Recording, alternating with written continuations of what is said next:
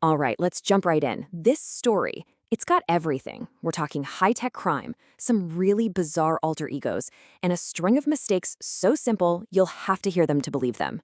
And look, this isn't just another crypto story. No, this is one of the most audacious heists of the entire digital age. And the whole thing revolves around this one number, $3.6 billion.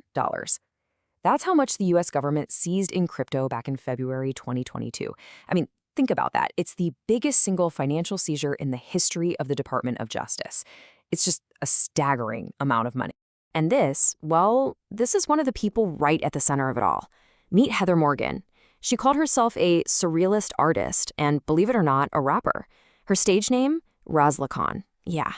Her whole public persona was so out there, so bizarre, that when she got arrested, the whole thing felt like it was straight out of a movie. So you have her, and then you have her husband, Ilya Lichtenstein. He seemed like your pretty standard tech entrepreneur. Together, the media dubbed them the Bitcoin Bonnie and Clyde. And on the surface, they just looked like this quirky couple living in New York. But behind closed doors, well, prosecutors said they were trying to launder an absolute fortune in crypto. Okay, so the big question is, how on earth did this couple get a hold of billions of dollars? To figure that out, we got to go back in time. We're rewinding all the way to 2016. See, this whole saga doesn't actually start with them. It starts with one single, massive cybercrime, a hack that sent shockwaves through the entire crypto world. The target of that hack was an exchange called Bitfinex, and you gotta understand, back then, Bitfinex wasn't some small-time operation. No, they were a huge player, one of the biggest, most important crypto exchanges in the world. We're talking massive amounts of money flowing through their systems every single day. So in August of 2016, bam, a hacker gets in. They make over 2,000 unauthorized transactions and drain almost 120,000 Bitcoin from the exchange. Now, at the time, that was worth around $72 million. Still a huge hit, right? But what's crazy is that the value of that Bitcoin would later explode into the billions. So to stay in business, Bitfinex did something pretty controversial. They socialized the loss. They gave every single one of their users a 36% haircut on their accounts. So for years after the hack, that stolen Bitcoin just sat there, untouched, like a digital ghost haunting the blockchain. But here's the thing. Having billions in stolen crypto is one thing. Actually spending it without getting caught, that's a whole different ballgame. And so began this incredibly complex, multi-year effort to launder the fortune, to wash it clean, hide where it came from, and slowly, piece by piece, sneak it into the real financial world. This was the cover-up. And their method, I gotta say, was super sophisticated. I mean, think of it like a massive digital shell game. First, they'd move small bits of the Bitcoin through darknet markets. Then they'd use these complicated automated programs to slice and dice the funds into thousands of tiny little transactions. From there, they'd swap it for other, more privacy-focused coins. The whole point was to create a digital maze so confusing that nobody could ever follow the trail back to the Bitfinex hack. But here's where the story takes a turn. And it's just the biggest irony.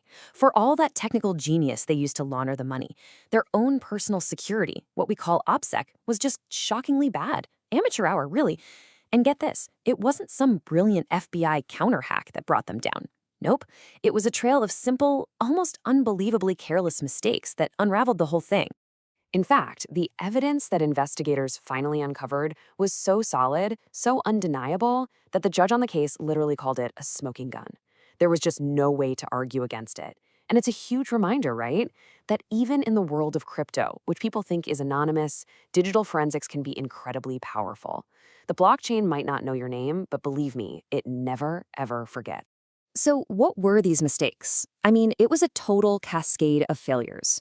For one, they kept reusing the same IP addresses to log into all these different fake accounts, basically linking them all together. Then they would cash out some of the laundered money directly into their personal bank accounts, the ones verified with their real driver's licenses. But the absolute biggest mistake, the real kicker, they kept a detailed spreadsheet of everything, all their illicit accounts, in a personal cloud storage drive. And whose name was on that account? Ilya Lichtenstein's. It was like leaving a signed confession right on the table for the cops to find. And this part just perfectly shows the disconnect, Digitally, they're playing 4D chess. But in the real world, It was like something out of a bad spy movie. When agents searched their apartment, they found bags literally labeled burner phone. And they even had hollowed out books. You can't make this stuff up. Okay, so before we get to the final fatal blow, you need to understand one crucial thing: private keys. It's super simple. A private key is basically the ultimate password for a crypto wallet. It's the one thing that gives you total control. If someone else gets your private key, they get your crypto. End of story. So, can you guess where the investigators found the private keys for 94,000 of the stolen Bitcoin? Yep, in that exact same cloud storage account. The keys to a $3.6 billion fortune were just sitting there, and an encrypted file in a folder tied directly to Ilya Lichtenstein's name. That was it. Game over. So the couple gets arrested, the government seizes this massive pile of money, and the final chapter of this absolutely wild story begins. It's time to face the music.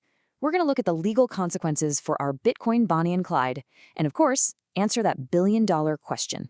What happens to all that recovered crypto? Well, with the evidence stacked so high against them, they both pleaded guilty. And here's the bombshell admission. Ilya Lichtenstein didn't just confess to the money laundering. He admitted that he was the guy. He was the original hacker who broke into Bitfinex all the way back in 2016.